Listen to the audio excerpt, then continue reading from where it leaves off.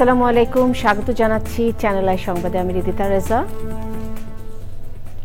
শুরুতেই জানিয়ে দিচ্ছি ফ্রেশ আটা ময়দা সুজি সংবাদ শিরোনাম। রাজধানীর রূপনগরে ওয়াশিং ফ্যাক্টরি ও কেমিক্যাল গোডাউনের আগুনে 9 জনের মৃত্যু, উদ্ধার কাজে ফায়ার সার্ভিস, সেনাবাহিনী ও বিজিবি। ইটালির অর্থনীতি বেঁচে আছে প্রবাসী বাংলাদেশিদের জন্য, বললেন প্রধান উপদেষ্টা। বাংলাদেশিদের ভিসার সমস্যা সমাধানের আশ্বাস। আওয়ামী লীগের ভোট নিতে জামায়াত কৌশল করছে বলে বিএনপির মন্তব্য। যারা গণভোট চাইছে তাদের মাস্টার প্ল্যান আছে কিনা প্রশ্ন। 3.5 দশক পর বুধবার চাকসু নির্বাচনে ভোট গ্রহণ। সকাল 9টা থেকে বিকেল 4টা পর্যন্ত ভোট গ্রহণ শেষে ওএমআর পদ্ধতিতে ফল ঘোষণা। এবং বাস্তুতন্ত্র পুনরুদ্ধার ও সংরক্ষণের দাবিতে সোচ্চার হওয়ার তাগিদ। IUCN সম্মেলনে উঠে এসেছে লক্ষ্যমাত্রার বিপরীতে সংরক্ষণ ব্যবস্থাপনায় অবনতির চিত্র। এছাড়াও নিটল টাটা বিশেষ সংবাদে যা থাকছে।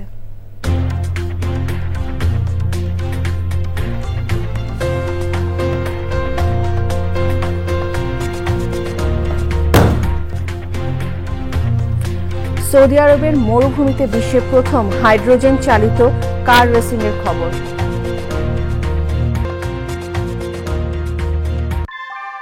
ভূমিকম্প সহনীয় মোস্ট ডিউরেবল দেশের প্রথম থার্মেক্স রড সালাম স্টিল। সালাম স্টিল বোঝে ডিউরেবিলিটি। সালাম still, most durable still.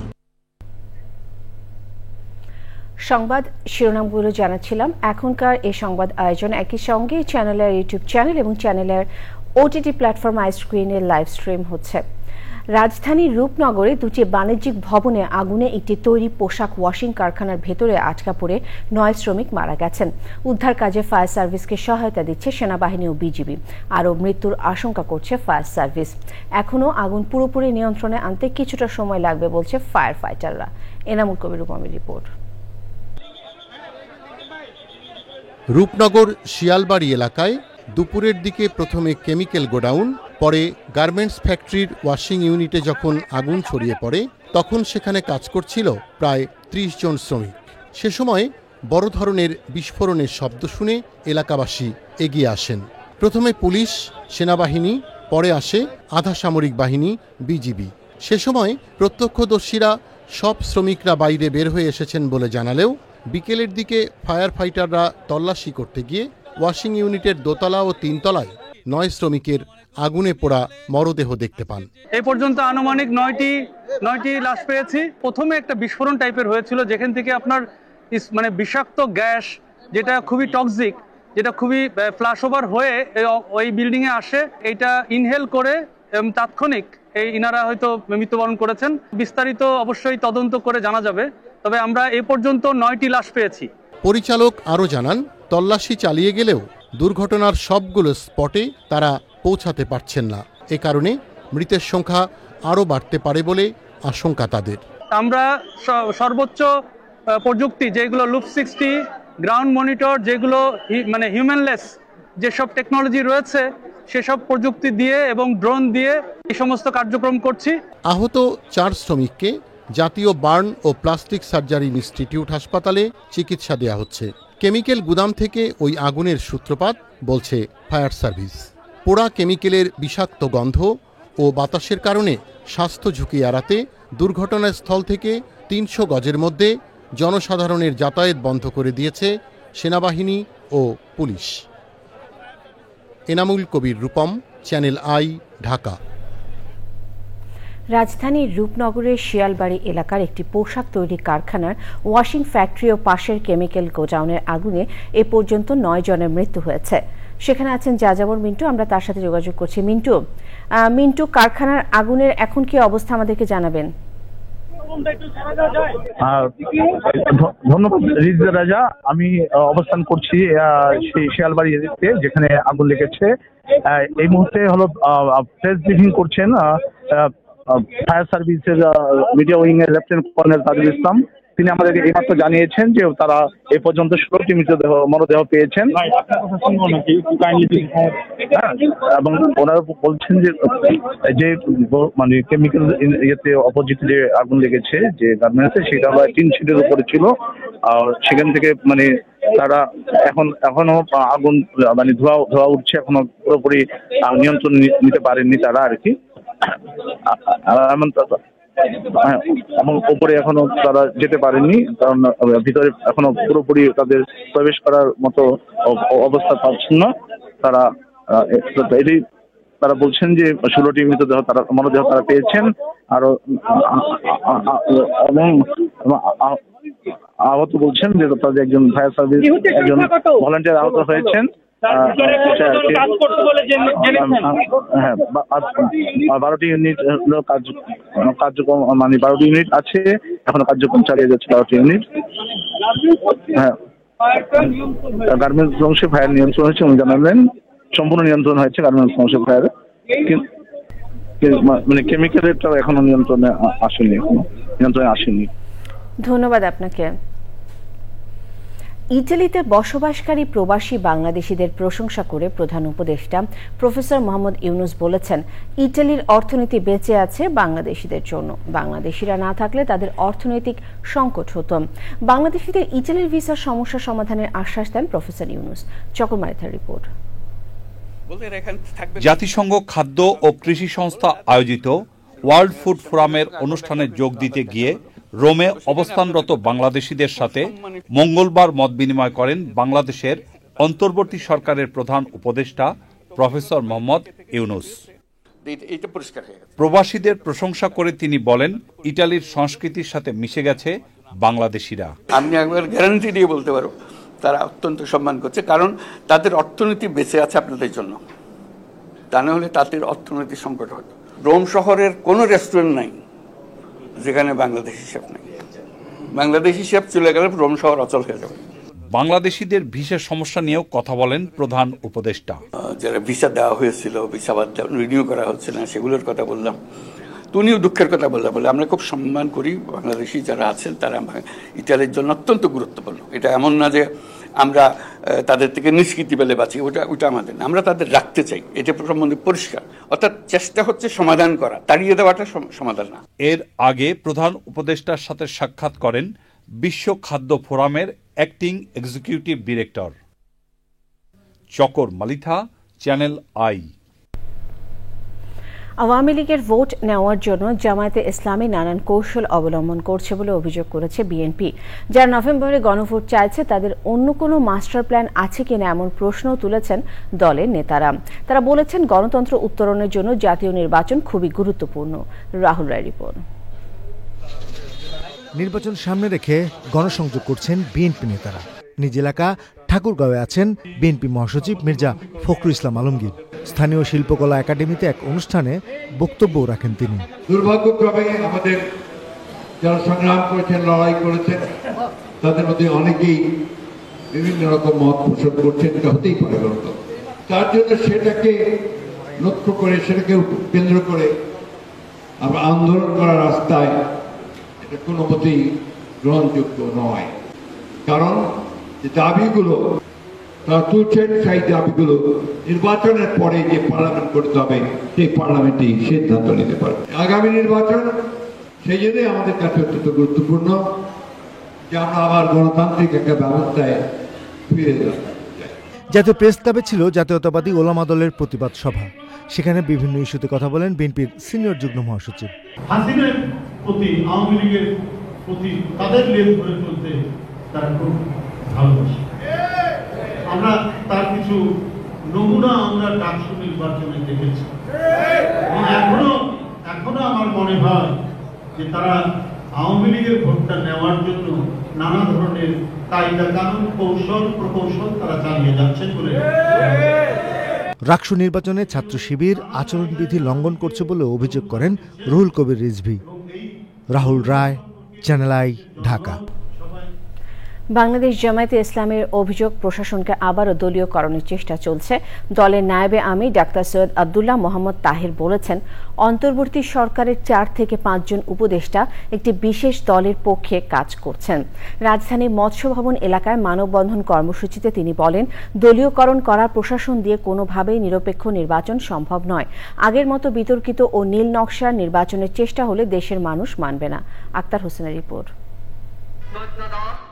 PR পদ্ধতিকে জুলাই জাতীয় সনদে অন্তর্ভুক্ত করে গণভোট সহ 5 দফা দাবিতে রাজধানীর যাত্রাবাড়ি থেকে গাবতলী পর্যন্ত জামায়াত ইসলামী সহ সমমনা 7টি দলের মানববন্ধন। বেলা 11টা থেকে 12টা পর্যন্ত পৃথক কর্মসূচিতে মৎস্য ভবন এলাকায় বক্তব্য রাখেন জামায়াত ইসলামীর নায়েবে আমির সৈয়দ আব্দুল্লাহ মোহাম্মদ তাহের। নিরপেক্ষ প্রশাসন এবং সিভিল এবং পুলিশ প্রশাসনকে আবার দলীয়করণ করার জন্য এক মহা ষড়যন্ত্র হচ্ছে। আমরা আজও দেখছি সরকারের 4-5 জন উপদেষ্টা একটি বিশেষ দলের পক্ষে সকল নিয়োগকে নিয়ন্ত্রণ করে নতুন করে যদিও নির্দলীয় সরকার প্রশাসনকে একটি দলীয় সরকারে পরিণত করার চেষ্টা করছে। মতিঝিলে কথা বলেন ইসলামী আন্দোলন বাংলাদেশের মুখপাত্র গাজী আতাউর রহমান। বলেন, যেন নির্বাচন জাতি মেনে নেবে না। জুলাই সনদের আলোকে জাতীয় নির্বাচন হতে হবে। জাতীয় নির্বাচনের সঙ্গে গণভোট হলে জুলাই সনদ এটাকে অবহেলা করা হবে এবং এটা গুরুত্বহীন হয়ে যাবে। জাতীয় প্রেস ক্লাবের সামনে মানববন্ধন করে জাতীয় গণতান্ত্রিক পার্টি জাগপা। জাতীয় নির্বাচনের আগেই গণভোটের মাধ্যমে জুলাই সনদের বাস্তবায়ন চান তারা।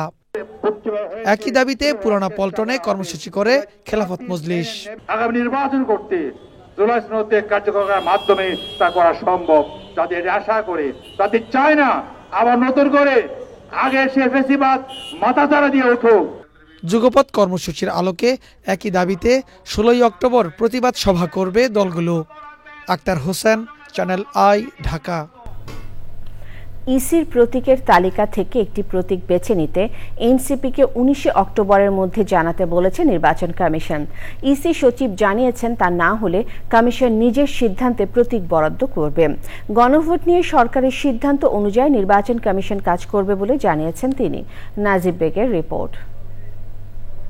2 অক্টোবর নির্বাচন কমিশনের তালিকা থেকে প্রতীক পছন্দ করতে এনসিপিকে চিঠি দেয় নির্বাচন কমিশন।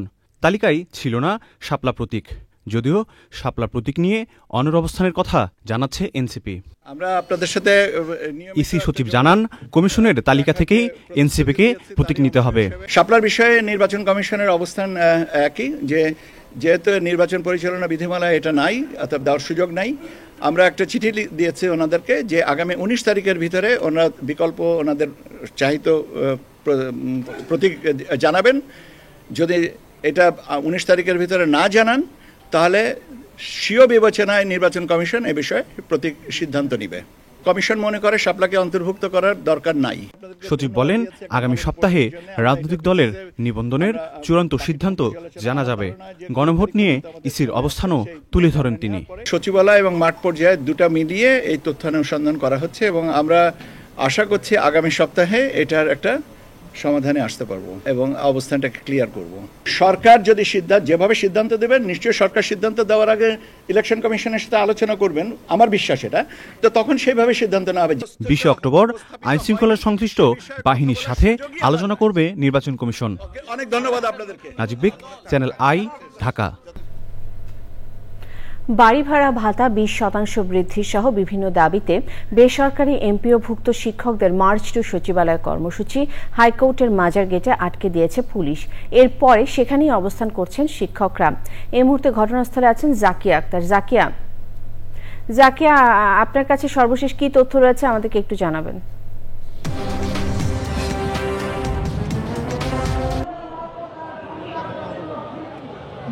ধন্যবাদ রিদিতা, আপনি যেমনটি বলছিলেন, আমি এই মুহূর্তে রয়েছে হাইকোর্ট মাজার রোডের সামনে, যেখানে বেসরকারি শিক্ষা প্রতিষ্ঠানের এমপিওভুক্ত শিক্ষকরা অবস্থান কর্মসূচি পালন করছে। আপনি জানেন যে 20% বেতন ভাতা সহ 3 দফা দাবি আদায়ে টানা 3 দিন ধরে তারা আন্দোলন করে যাচ্ছে। তারা শাহবাগে শহীদ মিনারে তারা অবস্থান কর্মসূচি আজকে সকাল থেকে পালন করেছেন এবং বিকালের দিকে তারা মার্চ টু সচিবালয় ঘেরাওয়ের জন্য যাচ্ছিলেন। তখনই মাজার রোডের সামনে এসে পুলিশ তাদের ব্যারিকেড দিয়ে আটকে দেয় এবং আটকানোর পর থেকে তারা এখানে এখন অবস্থান করছেন। আমরা যেটি জানতে পেরেছি, এখানকার শিক্ষক প্রতিনিধিরা আমাদের যেটি জানিয়েছেন যে আগামীকাল তারা 11টায় শহীদ মিনার শাহবাগে তারা অবস্থান কর্মসূচি পালন করবেন। তাদের এই অবস্থান কর্মসূচির মধ্যে যদি প্রশাসন তাদের এই প্রজ্ঞাপন জারি না করেন তাহলে তারা যমুনায় আমরণ অনশন করবেন এবং তারা যেটি জানিয়েছেন তাদের এই দাবি দাওয়া না মেনে নেওয়া না হলে তারা এই অনশন কর্মসূচি পালন করেই যাবেন এবং তারা এখন পর্যন্ত শান্তিপূর্ণ অবস্থায় রয়েছেন। বিদিতা। জাকিয়া, ধন্যবাদ আপনাকে। 3.5 দশক পর বুধবার চট্টগ্রাম বিশ্ববিদ্যালয় কেন্দ্রীয় ছাত্র সংসদ চাকসু ও হল সংসদ নির্বাচনকে ঘিরে সব ধরনের প্রস্তুতি সেরেছে বিশ্ববিদ্যালয় কর্তৃপক্ষ। শান্তিপূর্ণ নির্বাচন অনুষ্ঠানে নেওয়া হয়েছে কয়েক স্তরের নিরাপত্তা। চট্টগ্রামের ব্যুরো প্রধান চৌধুরী ফরিদের সহযোগিতা ও মনির হোসেন মনু ক্যামেরায় রিয়াজ ইসলামের রিপোর্ট। 35 বছর অপেক্ষার পর চট্টগ্রাম বিশ্ববিদ্যালয়ের শিক্ষার্থীরা উৎসবমুখর পরিবেশে বুধবার তাদের প্রতিনিধি নির্বাচনে ভোট দেবেন। এবারে চাকসু নির্বাচনে ভোটার সংখ্যা 27,516 জন, যার মধ্যে নারী ভোটার 11,000-এরও বেশি। প্রায় 3 যুগ পর চাকসু নির্বাচন, তাই নির্বাচন ঘিরে শিক্ষার্থীদের মধ্যে বাড়তি উচ্ছ্বাস উন্মাদনা। তারা বলছেন শিক্ষার্থীদের অধিকার নিয়ে কাজ করবেন এমন প্রার্থীকে তারা প্রতিনিধি হিসেবে বেছে নিতে চান। যে ইশতেহারগুলো তারা প্রদান করেছেন সেগুলো বাস্তবায়ন করবেন, এগুলো যাতে সবসময় তদারকি করা হয়। সবসময় প্রতিটা হলে যেন মেডিসিন কর্নার তৈরি করা হয়। কেন্দ্রীয় সংসদে 26টি পদের জন্য লড়ছেন 415 জন প্রার্থী। সবার প্রত্যাশা অবাধ ও সুষ্ঠু নির্বাচন। চট্টগ্রাম বিশ্ববিদ্যালয় হচ্ছে যে মূল যে সমস্যার যে জায়গাগুলো, তার মধ্যে হচ্ছে অন্যতম আবাসন সমস্যা। আমাদের ক্যাম্পাসের আদিবাসী শিক্ষার্থীরা যে সমস্যাগুলো ফেস করে সেগুলো আমি সবার কাছে বলতে চাই। প্রত্যাশা থাকবে তারা যেন ভোট পরবর্তী তাদের ইশতেহারগুলো অবশ্যই পূরণ করে। স্টুডেন্টদের যে অধিকার সেটাকে প্রায়োরিটি দেওয়া, তারা যাতে আমাদের প্রতিনিধিত্ব করতে পারে। আমি আশাবাদী যে সবাই যোগ্য প্রার্থী নির্বাচন করবে। বিশ্ববিদ্যালয় এলাকায় বহিরাগতদের প্রবেশে নিষেধাজ্ঞা দিয়েছে কর্তৃপক্ষ। থাকছে কয়েক স্তরের নিরাপত্তা ব্যবস্থা। আমাদের আইন শৃঙ্খলা রক্ষাকারী বাহিনীর পুলিশ, এপিবিএন প্রচুর পরিমাণে ফোর্স নিয়োগ থাকবে এবং তার সাথে আমাদের র্যাপিড অ্যাকশন ব্যাটালিয়নের কমপক্ষে 8টি টহল সবসময় থাকবে। নির্বাচন কমিশন জানিয়েছে চাকসু নির্বাচনের ব্যালট পেপারে থাকছে নিরাপত্তা কোড, যা ভুয়া ব্যালট ঠেকাতে কাজে দেবে। স্মারকলিপি দিয়েছিল, সেখানে তারা একটা ব্রেইল পদ্ধতির কথা আমাদেরকে বলেছিল। আমরা যে সিদ্ধান্ত নিয়েছি, ব্রেইল আমরা করি নাই, যেই পদ্ধতি আছে সেই পদ্ধতিতে তারা এখানে এসে ভোট দিবে, এটাই এখনকার সিদ্ধান্ত। বুধবার সকাল 9টায় ভোট গ্রহণ শুরু হয়ে চলবে বিকেল 4টা পর্যন্ত। চট্টগ্রাম বিশ্ববিদ্যালয় থেকে রিয়াজ ইসলাম, চ্যানেল আই। ব্রাজিলের অনুষ্ঠিতব্য বিশ্ব জলবায়ু পরিবর্তন সম্মেলনকে সামনে রেখে বাস্তুতন্ত্র পুনরুদ্ধার ও সংরক্ষণের দাবিতে আরও সোচ্চার হওয়া উচিত বলেছেন প্রকৃতি বন্ধু বীর মুক্তিযোদ্ধা মুকিত মজুমদার বাবু। আবুধাবিতে চলমান বিশ্ব সংরক্ষণ কংগ্রেস 2025-এর বিতর্ক ও অ্যাসেম্বলিতে উঠে এসেছে লক্ষ্যমাত্রা বিপরীতে সংরক্ষণের অবনতির চিত্র। মধ্যপ্রাচ্য প্রতিনিধি মেহেদি হাসানের তথ্য ও ভিডিওচিত্রে মোশাররফ রনির রিপোর্ট। শত শত বছরের অভিযাত্রায় খাদ্য উৎপাদন, নগরায়ন, বনাঞ্চল উজাড় এবং অনিয়ন্ত্রিত অবকাঠামো উন্নয়নে প্রাকৃতিক বাসস্থান তথা বন, জলাভূমি ও তৃণভূমি ধ্বংসের হার এখনও বেশি। নিজেদের অস্তিত্ব রক্ষায় সাম্প্রতিক বছরগুলোতে বিশ্বজুড়ে সংরক্ষণের দাবিতে বহুমুখী কর্মকাণ্ড হলেও বাস্তবতা বলছে 2010 থেকে 2015 সালের মধ্যে ধ্বংস হয়েছে 32 মিলিয়ন হেক্টর বনভূমি। এমন প্রেক্ষাপটে সংরক্ষণ ব্যবস্থায় গতি আনতে আবুধাবিতে চলমান কংগ্রেসে আন্তর্জাতিক সংরক্ষণ নীতিকে প্রভাবিত করতে রাখা হয়েছিল 40টিরও বেশি মোশন এজেন্ডা। আগামী 4 বছরে এসব বিষয়ে করণীয় নির্ধারণে চলছে বিতর্ক ও ভোট। এত ক্লেভার স্পিসিস আমরা যে আমরাই আমাদের পৃথিবীটাকে একমাত্র প্ল্যানেটকে ধ্বংস করে দিচ্ছি। আর অনেক কিছু শেখার আছে, অনেক কিছু দেবার আছে এবং আমি আশা করি যে তারা উন্নত দেশের ভুলগুলি যেন রিপিট না করে এবং সবকিছু নেচার বেসড সলিউশনের মাধ্যমে নেচারকে নিয়ে যেন তারা কাজ করে। বিশ্বের সংরক্ষণ কার্যক্রম জোরালোভাবে যেন বাস্তবায়ন হয় এবং সংরক্ষণ কার্যক্রমের সাথে একই সাথে যেন জলবায়ু পরিবর্তনের অভিঘাত মোকাবেলার বিষয়টিও যেন ভালোভাবে প্রতিপালিত হয় সে বিষয়েও কথা বলা হয়েছে। সুতরাং আমাদের এই বিশ্ব সংরক্ষণ কংগ্রেসের যে মূল লক্ষ্য বিশ্বব্যাপী একটি সমঝোতা আনয়ন করা। সংকট সমাধানে নিজেদের মতামত তুলে ধরছেন বিভিন্ন দেশের সরকারি প্রতিনিধির পাশাপাশি বেসরকারি সংস্থা, আদিবাসী জনগোষ্ঠী, সহযোগী সংস্থা এবং পরিবেশবাদীরা। নানা বিষয় নিয়ে আলোচনার ফাঁকে ফাঁকে কিন্তু অনেক বিষয় উঠে আসছে এবং জোর দেওয়া হচ্ছে কনজারভেশনের ব্যাপারটা, এবং কনজারভেশনে কিন্তু বিজনেস কমিউনিটিকেও এগিয়ে আসতে হবে। পাশাপাশি আমরা যা খুশি যে কোনো ধরনের গাছ লাগালাম অথবা আমরা প্ল্যান্ড ওয়েতে করলাম না, সেই ব্যাপারটিও কিন্তু উঠে এসছে আলোচনায়। আমাদের এই বায়োডাইভার্সিটি বলি, আমাদের এনভায়রনমেন্ট বলি, সবকিছু বিশেষ করে কনজারভেশনের যে ব্যাপারটি, সেখানে কিন্তু একটা বিশাল প্রেসার পড়ছে। যত এ নিয়ে কাজ হবে ততই কিন্তু আমাদের এই পৃথিবীটা ভালো থাকবে। যে বিষয়গুলো এখানে আলোচনা হয়েছে সেগুলোও কিন্তু তুলে ধরা হবে COP30-তে। আমরা ভোট দিয়ে নানা ডিসিশনকে অ্যাপ্রুভ করেছি, সেগুলো কিন্তু তুলে ধরা হবে, যেটা আমাদের জন্য, মানুষের জন্য, আমাদের সবার জন্য, পৃথিবীর জন্য একটা ভালো উদ্যোগ। IUCN রেড লিস্ট বলছে বর্তমানে 10 লাখের বেশি প্রজাতির বিলুপ্তির ঝুঁকি থাকার পাশাপাশি প্রতি বছর নতুন করে বিলুপ্তির ঝুঁকিতে পড়ছে প্রায় 10,000 প্রজাতি। Moshahid Roni, channel I. টিকেলো উৎসব ভাতার জন্য বরাদ্দ বাড়াতে কেন্দ্রীয় শহীদ মিনারে 3 দিন ধরে অবস্থান নেন এমপিওভুক্ত শিক্ষকরা। মঙ্গলবার সচিবালয় অভিমুখে লং মার্চ শুরু করলে বাধা দেয় পুলিশ। হাইকোর্টে অবস্থান নেন শিক্ষকরা। এদিকে সরকারের পক্ষ থেকে কোনো ইতিবাচক সাড়া না পাওয়ায় আন্দোলন চালিয়ে যাওয়ার ঘোষণা দিয়েছেন তারা। মিথিয়া নাজনীর রিপোর্ট। 3 দফা দাবি নিয়ে টানা তৃতীয় দিনের মতো কেন্দ্রীয় শহীদ মিনারে অবস্থান কর্মসূচি পালন করেন এমপিওভুক্ত শিক্ষকরা। দাবি আদায়ে বেলা 12টায় সচিবালয় অভিমুখে লং মার্চের কথা থাকলেও সরকারের পক্ষ থেকে সময় নেওয়া হয় বিকেল 4টা পর্যন্ত। বারবার সরকার আমাদেরকে আশ্বাস দিয়েছে, কিন্তু তারা আমাদের সাথে বিশ্বাসঘাতকতা করেছে। আমাদের 20% বাড়ি ভাড়া এবং 1500 টাকা মেডিকেল ভাতা এবং পূর্ণাঙ্গ উৎসব ভাতা সহ অন্যান্য দাবিতে আমরা 3 দিন ধরে রাজপথে আছি। আমাদের সরকার যা দেয় সেটা আমাদের আসলে কোনো মানুষের পক্ষেই সেই টাকা দিয়ে বাড়ি ভাড়া সম্ভব না। ধৈর্য ধারণ করে এখানে আসি, পরোক্ষ না হওয়া পর্যন্ত আমরা এখানে কেউ ফিরে যাচ্ছি না।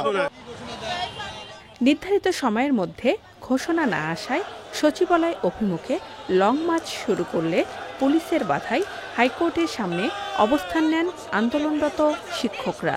আমরা সারা রাত এখানেই থাকবো। কালকে 12টায় আমরা শাহবাগ মোড়ে অবস্থান নেব না, কালকে যমুনায় আমরা যাবো না। যমুনা আমরা পরে যাব, কালকে আমরা আরো সময় দিতে চাই সরকারকে, এরপর আমরা যাব। Mithila Naznin, channel I, Dhaka. মিশরে হামাস ইসরায়েল শান্তি পরিকল্পনায় সই করেছেন মার্কিন প্রেসিডেন্ট ডোনাল্ড ট্রাম্প সহ বিশ্ব নেতারা। গাজায় 2 বছরেরও বেশি সময় ধরে চলা ইসরায়েল হামাস যুদ্ধের অবসানের লক্ষ্যে এই চুক্তিতে সই করার পর ট্রাম্প বলেন এটি টিকে থাকবে। ফিলিস্তিনি কর্তৃপক্ষ জানিয়েছে 1968 ফিলিস্তিনিকে কারাগার থেকে মুক্তি দেওয়ার পর তাদের মধ্যে 154 জনকে নির্বাসনে পাঠানোর সিদ্ধান্ত নিয়েছে ইসরায়েল। তবে কোন দেশে পাঠানো হবে তা জানানো হয়নি। নিটল টাটা, বিশেষ সংবাদ।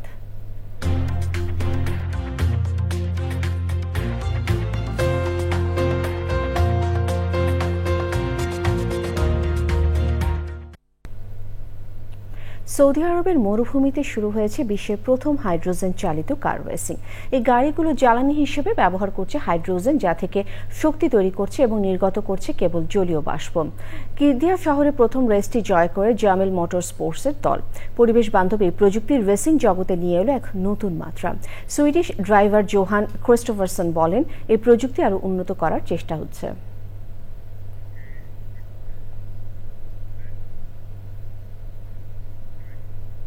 পূবালী ব্যাংক বাণিজ্য সংবাদ।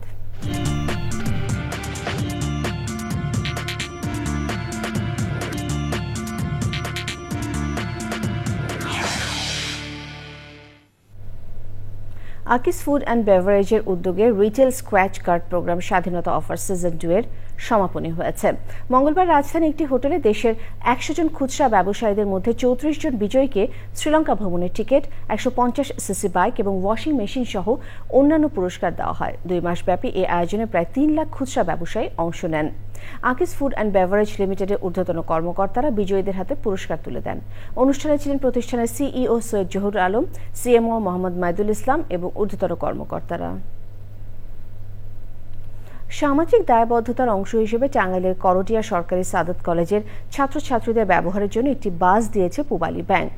ব্যাংকের ব্যবস্থাপনা পরিচালক ও সিইও মোহাম্মদ আলী কলেজের অধ্যক্ষ প্রফেসর মোহাম্মদ মনিরুজ্জামান মিয়ার কাছে বাসের চাবি হস্তান্তর করেন।